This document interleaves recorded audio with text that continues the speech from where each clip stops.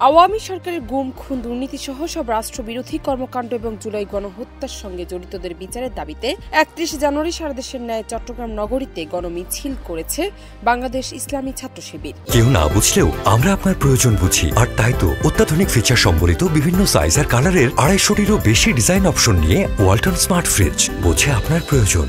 গণমিছিল শেষে সংক্ষিপ্ত সমাবেশে বিএনপি ও জামায়াত ইসলামীকে কড়া হুঁশিয়ারি দিয়েছেন চট্টগ্রাম বিশ্ববিদ্যালয় শাখা শিবিরের সভাপতি মোহাম্মদ ইব্রাহিম। তিনি বলেন, ছাত্র শিবিরের স্বৈরাচার বিরোধী আন্দোলনে ভয় পায়নি, আগামীতেও পাবে না। একই সঙ্গে বর্তমান সময়ে বিএনপি ও জামায়াত ইসলামীকে সতর্ক করতে চাই, কোনো সন্ত্রাসী গ্রেপ্তার হওয়ার পরে আপনারা যে সুপারিশ করেন এটা বন্ধ করেন। আপনাদের পক্ষ থেকে কোনো সন্ত্রাসীর পক্ষে সুপারিশ আমরা আশা করি না। তিনি আরো বলেন, আমরা কোনো দলের এরকম নমনীয়তা প্রত্যাশা করি না। আপনাদের সুশীলতার কারণে অন্তর্বর্তী সরকার একটি নির্বাচনের সরকার হয়ে যাচ্ছে, কিন্তু বিপ্লবী সরকার হচ্ছে না। আমরা আপনাদের বিপ্লবী সরকার হিসেবে দেখতে চাই।